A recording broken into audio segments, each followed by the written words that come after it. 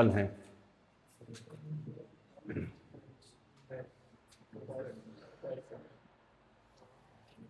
सवाल क्या है? एक सॉल्यूशन जो रेड लिटमस को ब्लू में कन्वर्ट कर दे। अगर कोई लाल से ब्लू में कन्वर्ट करेगा तो सीधी सीधी बात है उसका नेचर कैसा है?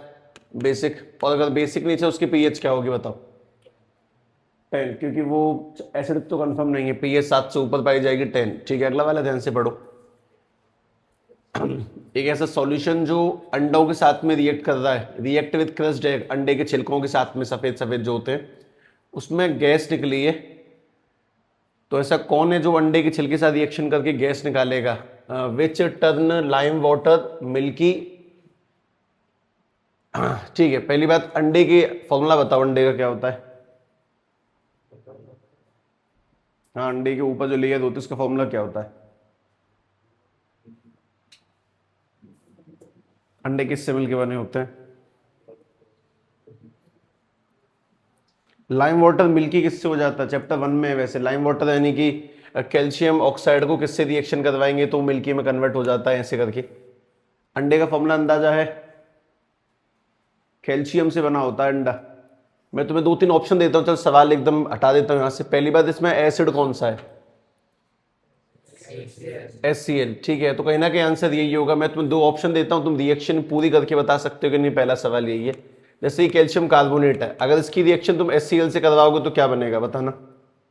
कैल्शियम कार्बोनेट, मेटल कार्बोनेट अगर एसिड से रिएक्शन करेगा तो क्या क्या क्या बनेगा? 3 चीजें बनती हैं। अंडा यानी कैल्शियम कार्बोनेट, अगर इसकी रिएक्शन एसिड से करवाएंगे तो 3 चीजें कौन सी बनेंगी? सॉल्ट बनेगा, एक तो बन जाएगा CaCl2, उसके बाद में कौन बनेगा? CO2, और प्लस में क्या रिलीज होगा इसमें से? H2। तो इसमें से जो कार्बन डाइऑक्साइड निकलती है, ये किसी भी लाइम वाटर को किसमें कन्वर्ट कर देती है? मिल्की में। वो छोड़ो, तुम सीधी सीधी बात ये सुनो, अंडे का फॉर्मूला CaCl3, और अगर कैल्शियम कार्बोनेट एसिड से रिएक्शन करेगा तभी क्या रिलीज करेगा? गैस। इनमें से कोई सा भी एसिड नहीं है सिवाय HCl के, तो अपने पास में करेक्ट आंसर ये। ठीक है, क्वेश्चन नंबर 3 पढ़ो ध्यान से, पढ़ के मतलब समझना बहुत इंपॉर्टेंट है। पेपर में यही कहानियां हैं जो लोगों को परेशान करती हैं। सब क्वेश्चन पढ़ लिया मैंने, लेकिन मुझे उसका सेंस समझ में नहीं आया। ध्यान से पढ़ ले पहले तरीके से, उसके बाद देखना।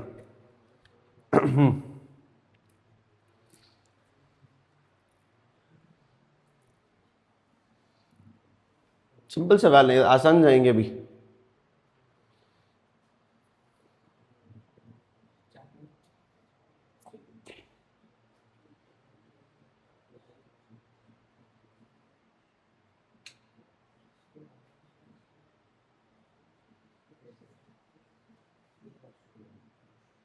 बताओ आंसर। 16। सही है, सीधी सीधी काम की चीज। अगर 10 ml NaOH के लिए तुम्हें 8 ml HCl चाहिए, अगर 10 ml NaOH है और 10 ml NaOH के लिए तुम्हें चाहिए 8 ml HCl, तो सवाल बहुत सिंपल सा ही है कि अगर अपने पास में NaOH हो जाए 20 ml, ये अगर 20 ml हो जाए NaOH, 10 है तो 8 चाहिए, 20 है तो 16 ml चाहिए अपन लोगों को HCl, इसको सेट करने के लिए। ठीक है, क्वेश्चन नंबर 4 का आंसर पढ़ के बताएं, आसान सवाल। एनसीईआरटी एक से उतनी कठिन है नहीं जितने अपन लोगों ने कभी ना करके बना रखी है। एक आध बार करते तो ऑटोमेटिकली हैबिट में आ जाता है। इनमें से ऐसा कौन सा मेडिसिन है जो इनडाइजेशन, पाचन में इस्तेमाल किया जाता है? भाई एंटीबायोटिक गोलियां नहीं ली जाती हैं, उसके बाद में एंटीसेप्टिक क्रीम नहीं लगाई जाती, एनाजेल्सिक नहीं लगाया जाता, मेन एंटी एसिड। अगर तुम्हें पाचन में कोई दिक्कत आ रही तो एंटी एसिड का इस्तेमाल होगा। ठीक है, क्वेश्चन नंबर 5 में पढ़ के देखो ध्यान से। 5 में कुछ और करना है लेकिन, है ना, पहले पढ़ लें। इन सभी की इक्वेशन लिखनी है। देखो जैसे मैं पहले लिख के दिखाता हूं, अपने पास में डाइल्यूट सल्फ्यूरिक एसिड है यानी कि H2SO4, इसकी रिएक्शन किससे करवानी है अपन लोगों को? जिंक के साथ में। अब तुम बताओ कि अगर कोई भी मेटल एसिड के साथ में रिएक्शन करेगा तो क्या बनाएगा? मेटल अगर एसिड से बढ़ेगा तो क्या बनेगा, क्या निकलेगा? सॉल्ट, और प्लस में कौन सी गैस निकलनी है? H2। तो इसको जरा ध्यान से बनाओ, अगर Zn की रिएक्शन इससे करेंगे तो बन जाएगा ZnSO4, और प्लस में कौन सी गैस निकल जाएगी? H2। बैलेंस वैलेंस पहले से पड़ा हुआ है ये वाला तो। ठीक है, अगले 3 तो अपने आप लिख के देखो, ट्राई करो। आंसर नंबर 1 2 3 4 लिख के छोड़ दो, 5वें का पहला पार्ट उतार लो और 5वें का दूसरा पार्ट लिख के खुद से कोशिश करें। 3 में एक गलत सही होगा, देख लिया जाएगा, मैच कर लेंगे, लेकिन अपने आप करें। 1 2 3 4 लिख के छोड़े, उसके बाद 5 का पहला पार्ट लिखा हुआ है, बाकी के 3 पार्ट अपने आप अटेम्प्ट करके ट्राई करो।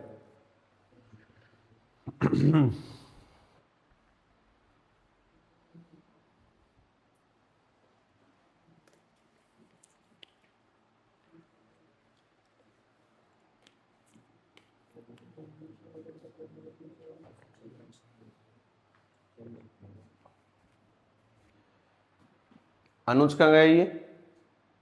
ऋषभ कल खेलने गया था ही वहां पे कल? अच्छा, मतलब है ही नहीं।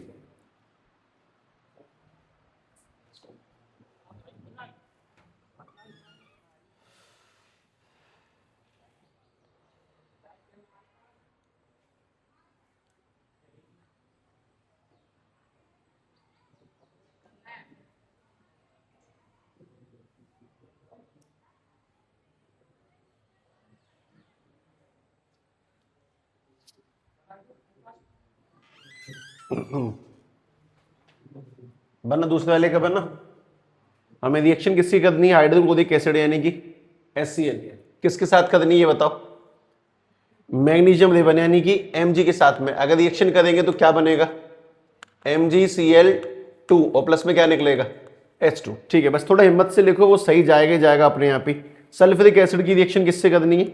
एल्युमिनियम से। सल्फ्यूरिक एसिड यानी कि H2SO4, इसकी रिएक्शन करोगे एल्युमिनियम से, क्या बनेगा बताओ? Al2SO4 का होल थ्राइस, और प्लस में क्या रिलीज होगा? H2। उसके बाद में आगे अगर अपन लोग हाइड्रोक्लोरिक एसिड की रिएक्शन किससे करेंगे? आयरन के साथ में, यानी कि HCl की रिएक्शन तुम्हें करनी है Fe के साथ में। बनाओ, क्या बनेगा? FeCl2 और प्लस में क्या रिलीज होगा? H2। FeCl2 और प्लस में रिलीज होगा H2। बस तुम्हें अपने आप ना कभी कभी हिम्मत करके लिख देना है, वो आंसर ऑटोमेटिकली सही जाते हैं, और दूर से देखने में तो वैसे भी कठिन लगेगा। ठीक है, अब एक काम करें, क्वेश्चन नंबर 6वां पढ़ के देखो, ध्यान से पढ़ो। इस सवाल का जवाब मैं इंग्लिश में लिखूंगा, तो वही उतारना ही है। ठीक है, हालांकि समझना बहुत आसान है।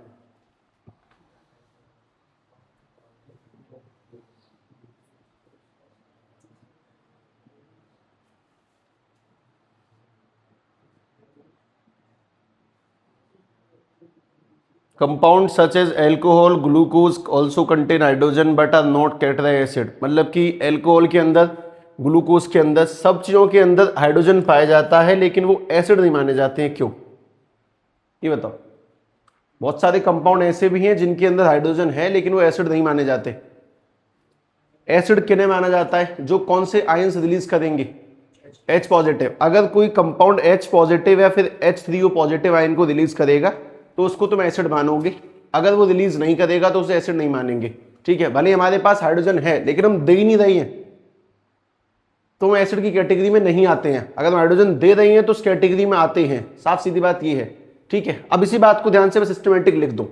ठीक है, compounds which do not release. ठीक है, ध्यान से लिखना, compounds which do not release, compounds which do not release, which do not release H positive, या फिर स्लैश लगा के लिख दो hydronium ion, hydronium ion are not considered as acids, are not considered as acids. उनको अपन लोग acids नहीं मानते हैं, are not considered as acid. बस सीधी सीधी बात ये।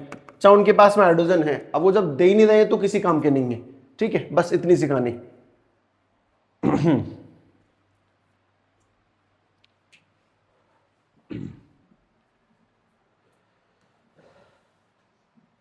एनसीईआरटी एक्सरसाइज बिल्कुल भी खतरनाक खेल नहीं है।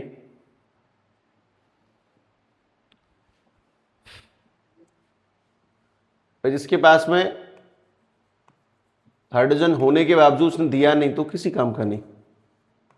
ठीक है, जरा क्वेश्चन नंबर 7 पढ़े। व्हाई डज डिस्टिल वाटर, जो साफ पानी है उसमें करंट पास नहीं होता, लेकिन जो रेन वाटर है उसमें करंट पास होता है। क्यों? क्योंकि रेन वाटर में क्या पाए जाते हैं?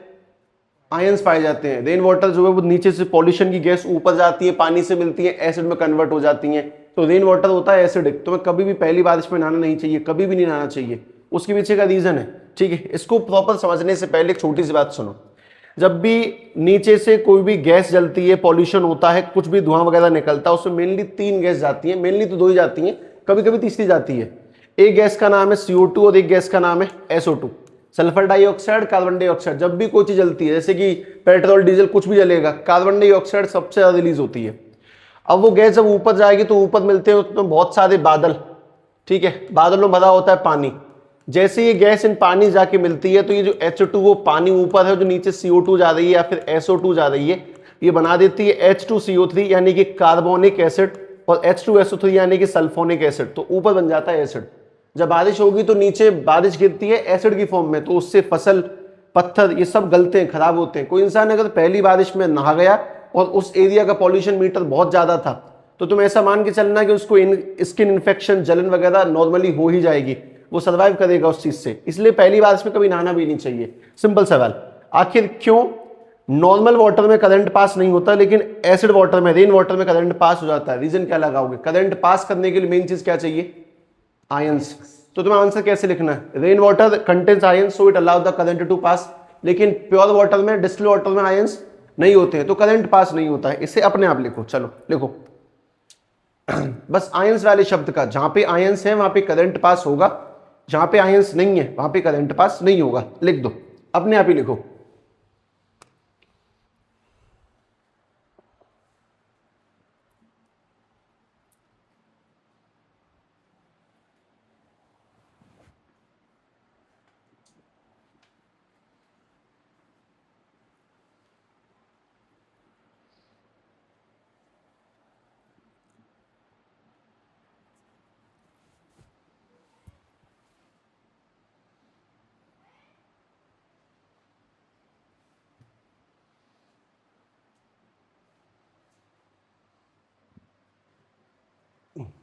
इंग्लिश 19-20 हो सकती है, लेकिन मतलब वही होना चाहिए, नंबर पूरे मिलते हैं, पेपर में भी पूरे मिलते हैं, ठीक है। एक आध इज़े अमदा आगे पीछे लग जाने से कोई फर्क नहीं पड़ेगा।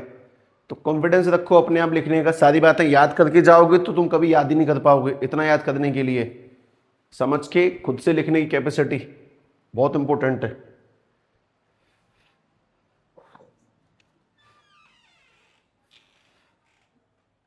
क्या कर रही है? केमिस्ट्री का रिवीजन हो गया 3 चैप्टरों का? अच्छा, और फिजिक्स का?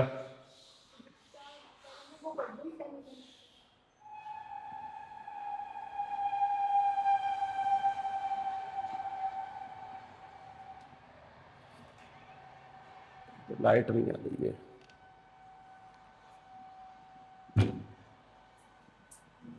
इस सब जगह गड़बड़ चल रहे हैं फिर, इसके हमारे यहाँ चल रहे हैं बस? सब जगह चल रहे हैं। मेरे नगर में लाइट नहीं आ रही है, कम ज्यादा कम ज्यादा। मैं तो रात से परेशान है।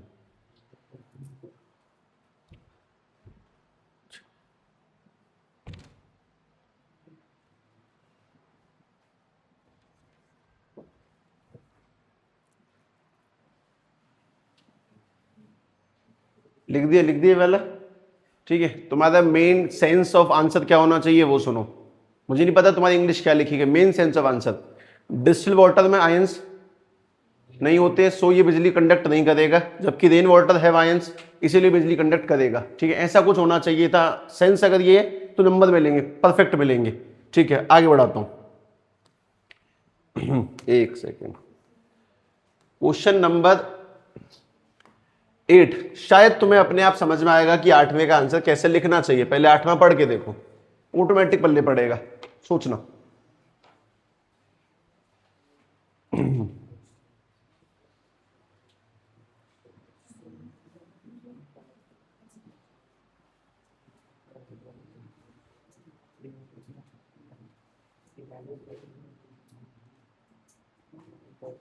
तो बात समझ में आई क्या कह रहा है ये? ड्राई HCl गैस मतलब कि जो सूखा एसिड होता है वो अपनी एसिडिक प्रॉपर्टी नहीं दिखाता है।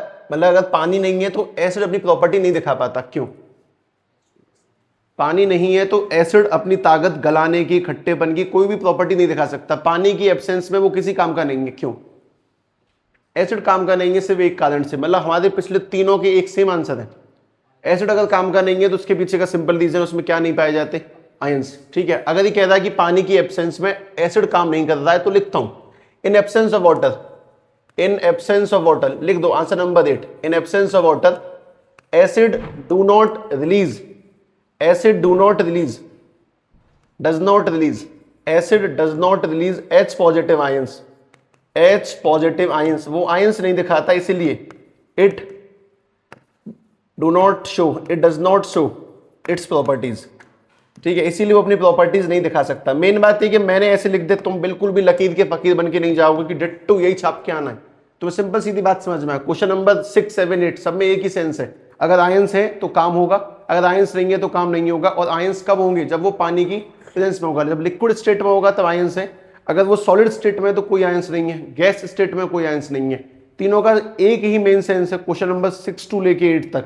ठीक है, सभी लोग क्वेश्चन नंबर 9 ध्यान से, ठीक है, अपने आप पढ़े, अपने आप समझेंगे इनमें कौन क्या है। पहले मैं तुम्हें कुछ बता देता हूं, ये न्यूट्रल लिखा वो समझ में आता है।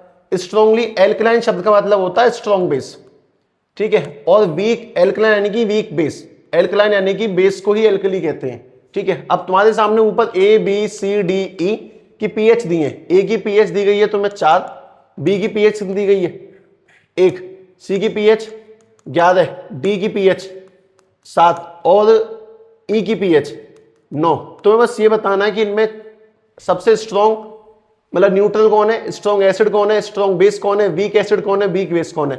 ध्यान से देखो, अपने आप आंसर लिख लो क्वेश्चन नंबर 9 डाल के। स्ट्रॉन्ग न्यूट्रल लिख के बता दो कौन सा न्यूट्रल है, ऐसे लिखो। न्यूट्रल के आगे तुम मुझे बताओ कौन सा न्यूट्रल इनमें से 7 यानी कि कौन सा कंपाउंड? डी। तो न्यूट्रल का लिख दिया डी। ऐसे करके बाकी चारों का आंसर लिखो अपने आप।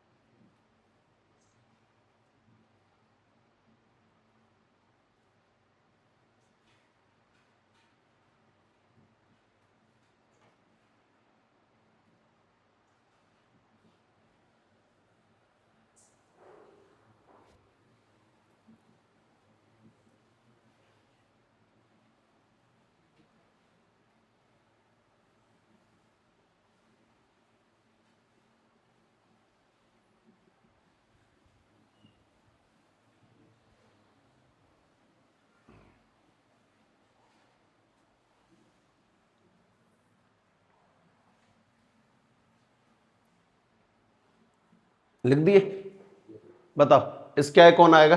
पहले वाले के आगे डी है, ठीक है। स्ट्रॉन्ग बेस कौन सा है इनमें? सी। स्ट्रॉन्ग एसिड कौन सा है? बी। वीक एसिड कौन सा है? ए। और वीक बेस कौन सा है? ई। ठीक है, सही है ना। अब नीचे वाला सवाल पढ़ो। नीचे कह रहा कि arrange pH in increasing order of hydrogen ion concentration. इनमें सबसे ज्यादा हाइड्रोजन किसके पास होंगे? सबसे स्ट्रॉन्ग एसिड कौन सा है? इंक्रीजिंग ऑर्डर यानी कि पहले सबसे कम किसमें है, उससे ज्यादा, उससे ज्यादा और सबसे ज्यादा, ऐसे करके अरेंज करना है तुम्हें। तो सबसे स्ट्रॉन्ग एसिड कौन सा है इनमें? बी। तो सबसे ज्यादा एसिड, सबसे ज्यादा एच होंगे इसके पास में। उससे कमजोर कौन सा है? सबसे स्ट्रॉन्ग एसिड बी, उससे कमजोर एसिड ए। ठीक है, इसमें थोड़े से कम हो जाएंगे हाइड्रोजन। उससे कम किसमें होंगे? डी में, क्योंकि वो न्यूट्रल है। उससे कम किसमें होंगे? ई में। और सबसे कम किसमें होंगे? सी के अंदर। बस ऐसे करके अरेंज करना है, सी ई डी ए बी। ये प्रैक्टिस बहुत इंपॉर्टेंट है, तुम्हें आनी ही चाहिए। जो सबसे ज्यादा स्ट्रॉन्ग एसिड है उसमें सबसे ज्यादा क्या पाए जाते हैं? एच। और जो सबसे कमजोर है उसमें सबसे कम पाए जाएंगे एच। एक सिंपल सवाल, ठीक है। क्वेश्चन नंबर 10 को थोड़ा लेंथी है तो ध्यान से पढ़ना है। तुम्हारे साथ वो वाली घटना नहीं होनी चाहिए कि तुमने लाइन 1 पढ़ी, जब तुम 2 पर आए तब तुम पहली भूल गए, 3 पर आए तुम दोनों भूल गए, चौथी पर आए तुम तीनों भूल गए। ध्यान से डिवाइड करके पढ़ के देखें, उसके बाद समझना कि आंसर कैसे निकलेगा। तरीके से रीड करें। ये काम दोबारा कर सकते हैं, मतलब मुश्किल से 20-25 मिनट लगती है पूरी एक्सरसाइज खत्म करने में। ऐसा कठिन काम नहीं है। टाइम पास करने की और टाइम वेस्ट करने की बिल्कुल रिक्वायरमेंट नहीं है, फटाफट काम खत्म।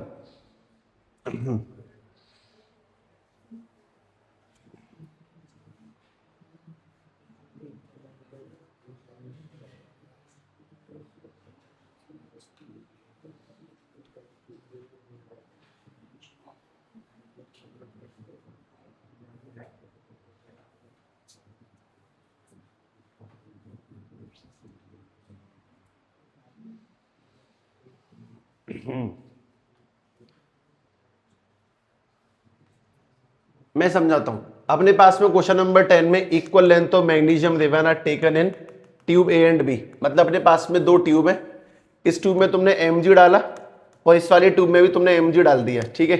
अब पहले वाली ट्यूब में तुमने क्या ऐड किया? Hydrochloric acid. और दूसरे ट्यूब में तुमने क्या पुट किया?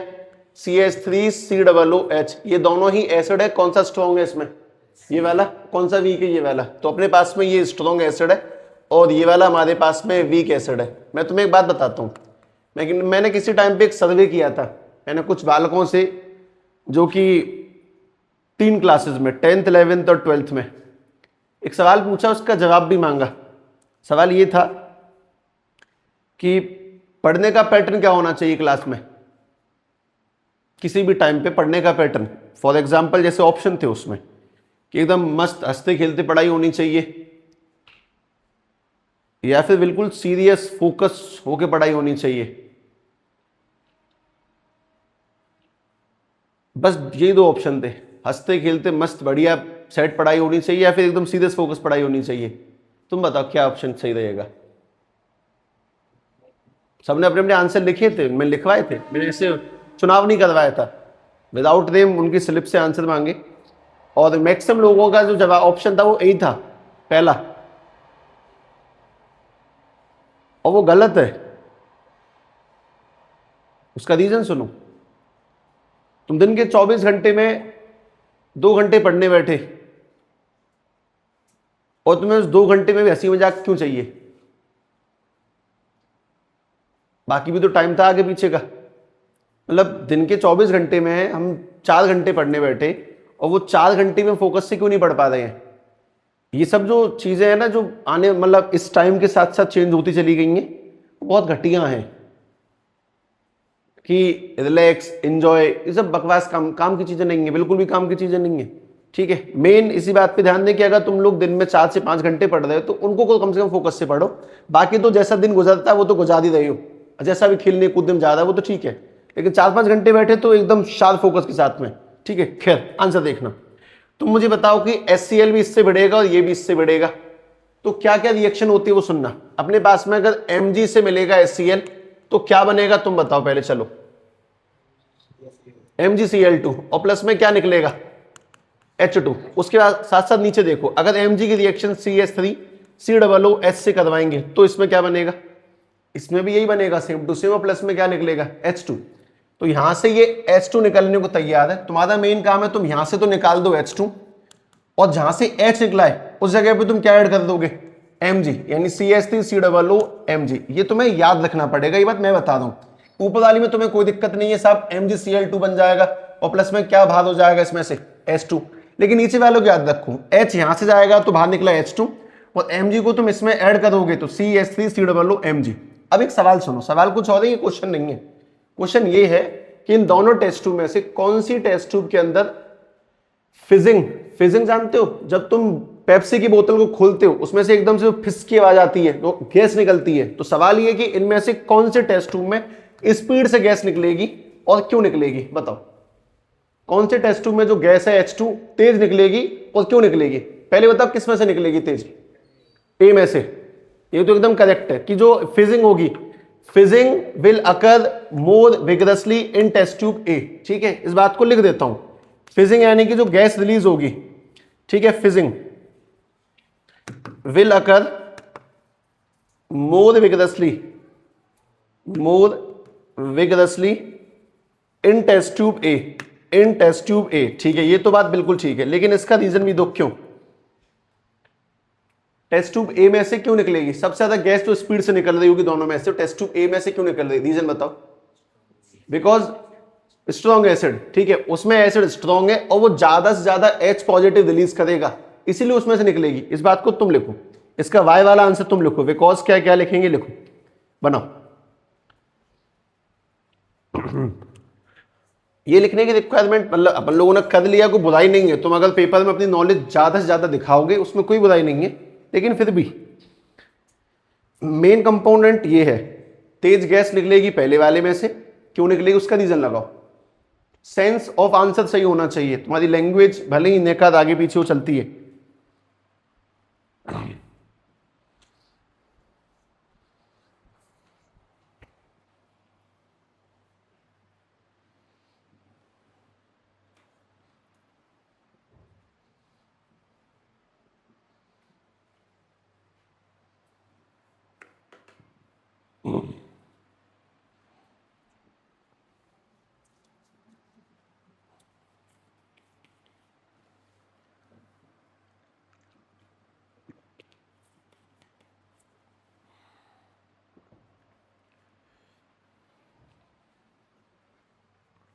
तुम्हें ध्यान है इसके बाद चैप्टर कौन सा बोल रहा है? फिजिक्स लाइट, देख लो, चेक कर लो वही है।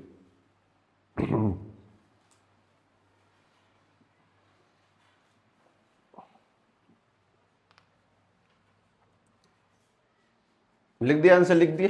बिकॉज के बाद क्या लिखना है? बिकॉज तुमने कुछ भी लिखा, तुम सुन के समझना है कि तुम्हारा मेरा सेंस मिल रहा है कि नहीं। Because test tube A contain strong acid due to which there is more fizzing in the test tube A. Answer तुम्हारा शायद छोटा होगा मुझसे, तुमने बस स्ट्रॉन्ग एसिड लिख दिया हो, कुछ भी लिखा, लेकिन सेंस यही होना चाहिए, तो बात ठीक है। क्वेश्चन नंबर 11 ध्यान से पढ़कर उसका मतलब समझने की कोशिश करना, उसके बाद अपन लोग फिनिश करते हैं। देखें 11 पढ़ो। पहली बात तो पीएच ऑफ मिल्क वाकई में 6 होती है, 7 से हल्की सी कम है, ठीक है। रियल जो मिल्क है उसकी पीएच 6 ही है एग्जैक्टली, ठीक है। 6.45 के आसपास तक चली जाती है। अगर मैं सवाल समझा दूं तो आंसर सोचना, how do you think the pH, pH के साथ क्या होता है जब वो मिल्क दही में कन्वर्ट होगा? जब मिल्क दही में कन्वर्ट होगा तो उसकी पीएच 6 से बढ़ के 7-8 तक पहुंच जाएगी या फिर घट के 5-7 तक पहुंच जाएगी, ये सवाल है। जब मिल्क दही में कन्वर्ट होगा वो खट्टा होगा कि कड़वा होगा? अगर वो खट्टा होगा तो उसकी पीएच गिरेगी। तो ये कह रहा है कि इसकी पीएच गिर जाती है, हाँ गिर जाती है। मतलब क्या होगा पीएच के साथ? सबसे पहली बात, पीएच विल फॉल बिलो, थोड़े इंग्लिश के शब्द में बस, pH will fall, start falling below 6, यानी कि वो 6 से नीचे गिरना शुरू हो जाएगी, क्योंकि उसमें क्या बनना स्टार्ट हो जाता है? एसिड। कौन सा एसिड होता है दही के अंदर, कोई बताए? Lactic acid. कौन से बैक्टीरिया होते हैं उसके अंदर? लैक्टोबैसिलस बैक्टीरिया पाए जाते हैं। मेन बात तुम्हें इतना तो सेट है कि दही अगर बनेगा तो पीएच 6 से नीचे गिरेगी, क्योंकि वो खट्टा होना स्टार्ट होगा, दही कड़वा नहीं होगा। तो मैं इस आंसर को लिख रहा हूं, ध्यान से देखना। PH of curd, pH of milk start falling below 6, यानी कि वो 6 से नीचे जाना स्टार्ट कर देगा, below 6, because of the formation of lactic acid, due to lactobacillus bacteria, lactic acid due to lactobacillus bacteria. इन बैक्टीरिया की वजह से वो खट्टा होना शुरू हो जाएगा, और अगर खट्टा होगा तो उसकी पीएच 6 से नीचे गिरेगी। और क्योंकि ये वाला सवाल मिल्क का था ना, तो अगला सवाल भी मिल्क से ही है, पहले इसको ध्यान से समझ ले। सीधी सीधी बात है, खट्टा होने पे पीएच 6 से नीचे जाती है बैक्टीरियाओं की वजह से। आंसरों की कोई बहुत ज्यादा लेंथ नहीं है, एसएसटी के आंसर नहीं है, 5 पॉइंट इधर 5 पॉइंट इधर, ठीक है। सिंपल छोटे मोटे कंसेप्चुअल अंडरस्टैंडिंग है, तुम्हें आती है, बस एक बार मुझे तुम्हें सामने से ऑफिशियली लिखवा देनी है, उससे तुम्हें कॉन्फिडेंस आ जाएगा कि हमने काम पहले से कर रखा है, और कुछ नहीं। Lactobacillus, BACILLUS acid.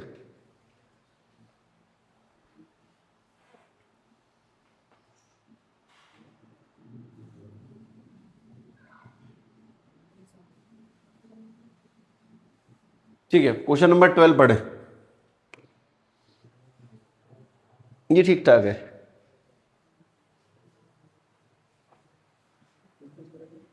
दूध बेचने जब जाया जाता है, दूध या बहुत सा दूध लेके जाते हैं, उसमें वो एक पाउडर मिला के ले जाते हैं, बेकिंग सोडा या फिर कोई भी पाउडर मिलाते हैं। क्यों मिलाते हैं?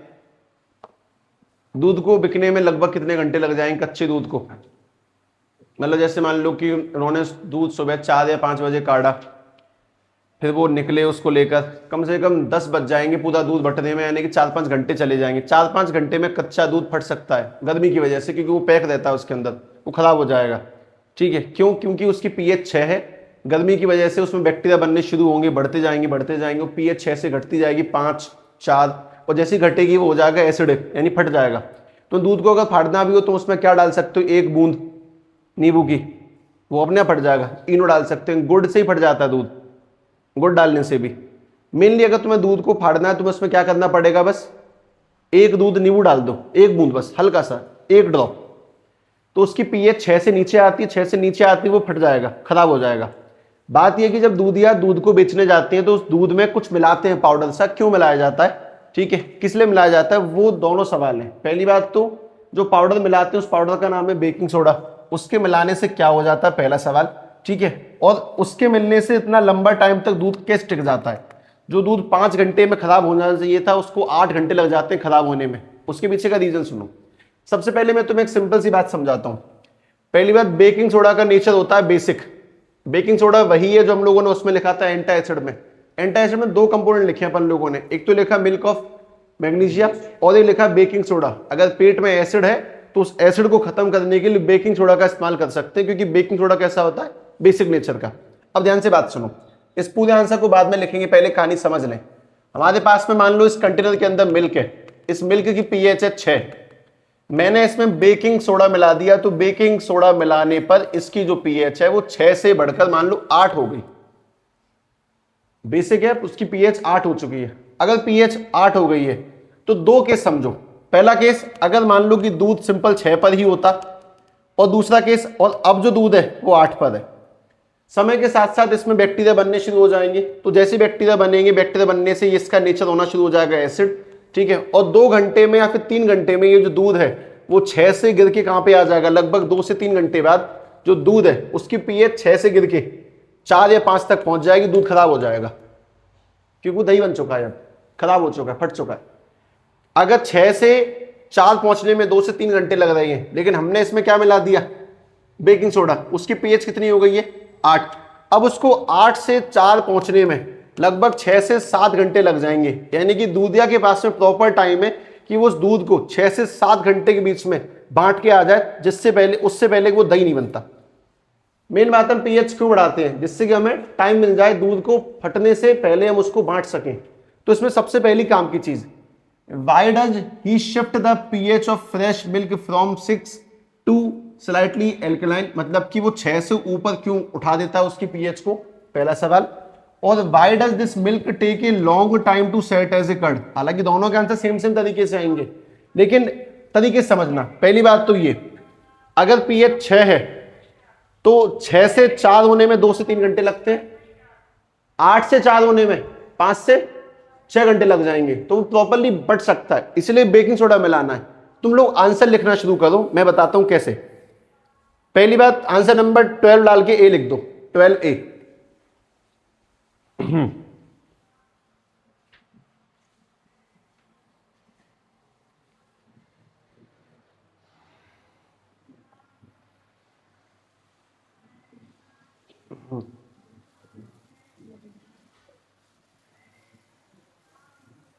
देखिए आंसर नंबर 12 के ए में बी का कनेक्शन है, कैसे देखना, पहले यहां से यहां तक लिखो, he shift the pH of fresh milk from 6 to slightly alkaline, पहले ये लिखो आंसर में, मतलब ही से लेके यहां तक लिख लो, क्वेश्चन मार्क मत लगाना, लिखो पहले इतना। वो अपनी पीएच को 6 से थोड़ा ऊपर क्यों उठा देता है वो देख लेते हैं, पहले इतना लिख दो। एल्कलाइन के बाद में आएगा बिकॉज,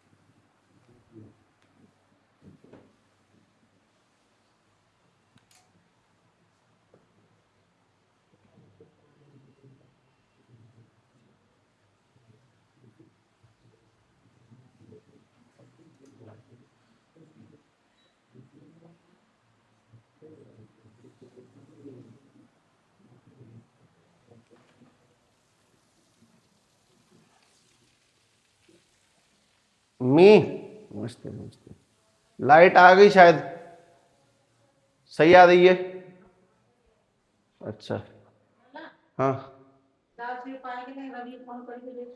एक मिनट पीछे रिकॉर्डिंग करूँगा, हाँ एक minute.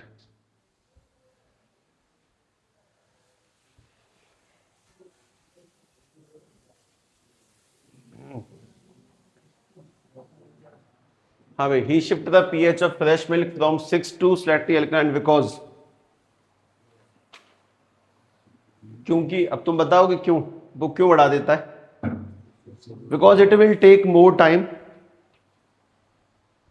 for the milk it will take more time, it will take more time for the milk to set into curd.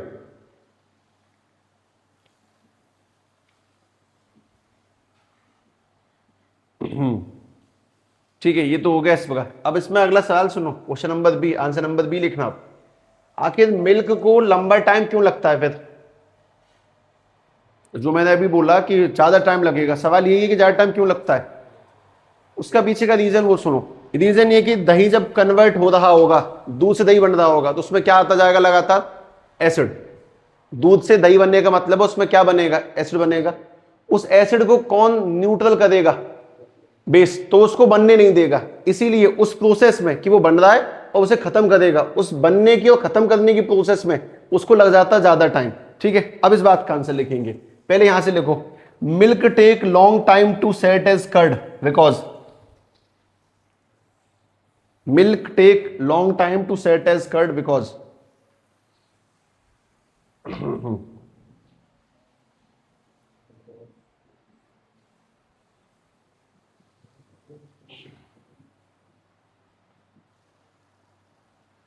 because baking soda, because baking soda continuously, because baking soda continuously neutralize the, continuously neutralize, continuously baking soda continuously neutralize the acid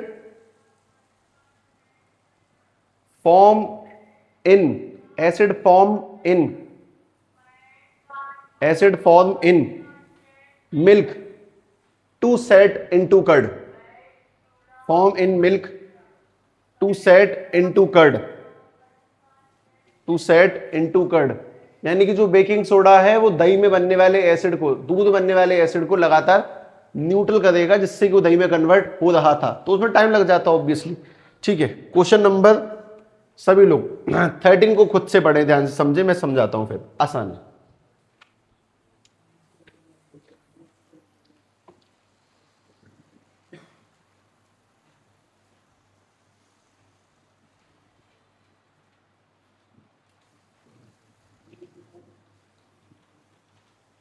plaster of Paris को सूखे container में क्यों रखना चाहिए? POP को सूखे में क्यों रखना है, गीले में क्यों नहीं रखना?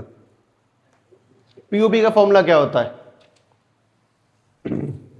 CaSO4 dot half H2O। इसको सूखे में क्यों रखना है? क्योंकि अगर तुमने इसको गीले में रखा तो उस नमी को सोख लेगा, और नमी को सोखने के बाद में, सबसे बढ़िया एग्जांपल है मतलब सीमेंट के कट्टे। सीमेंट कट्टे नॉर्मली भी रखे जाते हैं, नीचे तिरपाल वगैरह बिछा के रखे जाते हैं, क्योंकि जमीन से वो पानी को सोखेंगे और नीचे से कैसे हो जाएंगे? कड़क। तो सीधी सीधी बात है कि तुम्हें पीओपी को भी सूखे एनवायरमेंट में रखना, क्योंकि मॉइस्चर को, नमी को एब्जॉर्ब करके CaSO4.2H2O यानी कि जिप्सम में कन्वर्ट हो जाएंगे, यानी कि ठोस बन जाएंगे। इसीलिए ऑलवेज सूखे कंटेनर में रखें। आंसर लिखते हैं, plaster of Paris should be stored in moisture proof container because, इतना लिखो पहले।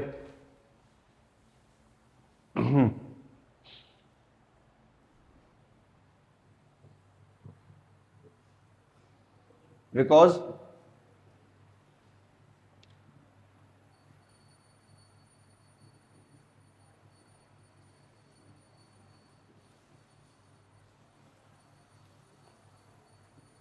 क्योंकि नमी सोखकर वो ठोस हो जाएंगे, बस यही है सिंपल, नमी सोखकर ठोस होना, इतना ही लिखता हूं इंग्लिश में। Because they can absorb, because they can absorb moisture, because they can absorb moisture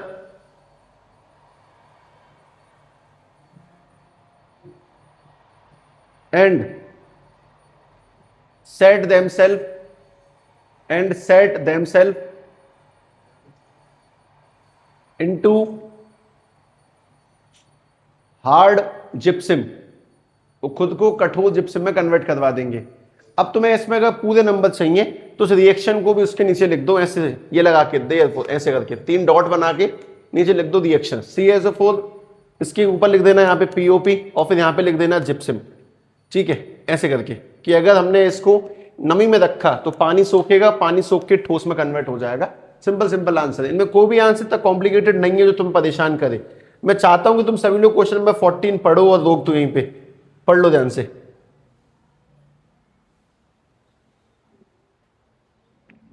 बताओ what is neutralisation reaction? Reaction between किस किस के बीच में होने वाली रिएक्शन को अपन लोग न्यूट्रलाइजेशन रिएक्शन कहते हैं। एसिड और बेस के बीच में होने वाली रिएक्शन को अपन लोग न्यूट्रलाइजेशन बोलते हैं। इसके दो एग्जांपल लिख सकते हो, मैं कोई भी दो एसिड के नाम याद है, जैसे कि मान लो एक एसिड है HCl, कोई और एसिड का नाम बोलो H2SO4, कोई भी दो बेस के नाम बोलो, KOH, एक और नाम बोल दे NaOH, इनकी रिएक्शन करके तुम कन्वर्ट करवा दोगे ना, ठीक है। जैसे ये मिलेगा तो क्या बन जाएगा KCl, और प्लस में क्या निकलेगा H2O, तो फिक्स से निकलना ही निकलना है।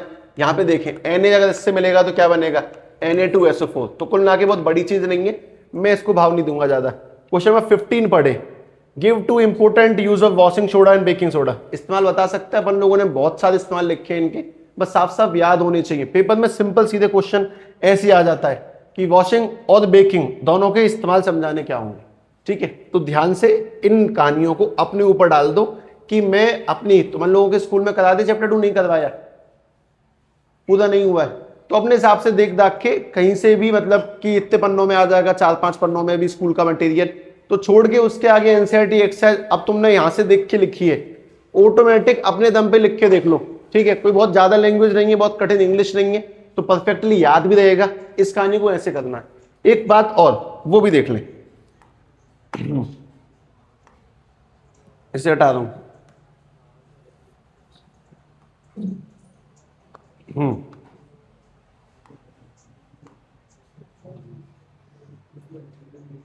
शायद सिर्फ जून ही पॉसिबल है ये वाला काम। हम लोग कल चैप्टर लाइट स्टार्ट करेंगे, वीकली 1 या 2 दिन लगातार पिछले 4-5 चैप्टर, मतलब कि केमिस्ट्री के 1, बायो का 1, फिजिक्स का 1 और मैथ के 3-4, ठीक है। वीकली 1 या 2 दिन जितना भी होगा पॉसिबल, मैं तुम्हें उसकी इन्फॉर्मेशन लगाता देता रहूंगा, ठीक है। तुम लाइव क्वेश्चन कर सकते हो, मैंने कल ट्राई किया था, काम कर रहा है, ठीक है। कैसे, मैं समझा देता हूं एक बार सिस्टम, सुनो। जैसे कि ये वाला चैप्टर है acid base and salt, chemistry chapter 2, इसमें 20 क्वेश्चन हैं, ठीक है। ध्यान से पढ़ो। तुम्हें क्या करना है वो सुनो। तुम्हें सिंपल सीधी सीधी काम की चीज क्या है कि शायद 8:30 बजे के आसपास या 9 बजे के आसपास, ठीक है, मैं इसे स्टार्ट करूंगा, ठीक है। लाइव इसी से स्टार्ट होगा। तुम्हें इसमें आंसर तो दिख नहीं रही है, तुम्हें क्वेश्चन नंबर 1 पढ़ना है, उसके जो भी ऑप्शन तुम्हें सही लगे उसके तुम्हें आंसर देने हैं, और एट द एंड तुम्हें टोटल करके बताने होंगे कि साहब मेरे इतने सही हैं। मैं तो वो सब कुछ समझा दूंगा, बस उसको ध्यान से टाइमली देख लेना। ये सब कुछ एसिड बेस एंड सॉल्ट वाला ही, ये शायद अपन लोगों ने अभी किया था, ये रिएक्ट विद क्रश एग, है ना। खैर कोई नहीं, ये बाकी सारे ऐसे नहीं है, मतलब सबका लेवल थोड़ा डिफरेंट है, अलग अलग है सारे के सारे। ये तुम पढ़ने पड़ेंगे, इनमें तुम्हें प्रॉपर टाइम भी मिल जाएगा, लेकिन 20 क्वेश्चन है, और 20 क्वेश्चन को अगर तुम 2 मिनट के हिसाब से लगाओगे तो 40 मिनट के आसपास, जो कि बहुत बड़ा नंबर है, उसमें खत्म हो जाते हैं, ठीक है। तो मैं जब भी टाइम डालूं तब स्टार्ट करेंगे, ठीक है। चैप्टर बता दूंगा और ये बता दूंगा। तुम वैसे ये बताओ कि चैप्टर 1 और 2 में पहले किस में कंफर्टेबल हो, first chemical equations and reaction, या फिर चैप्टर 2 ताजा पड़ा है इस वजह से, ठीक है। जैसा भी अपन लोग शायद 2 ही चुनेंगे पहले, तो ध्यान रखना जो भी टाइम डालूं, जैसा भी डालूं, लेकिन दिन में नहीं रखूंगा, ठीक है। वो रात के आसपास ही रहेगा, 8:30 या 9 के आसपास, उस टाइम पीरियड में, दोपहर के बीच में नहीं होगा। सुबह तो तुम हो ही यहाँ पे, ठीक है, तो नाइट टाइम पर ही रहने वाला जब भी है, ठीक है। चलो बाकी अपन लोग कल लाइट स्टार्ट करेंगे, इसे ऑफ कर दीजिए जरा।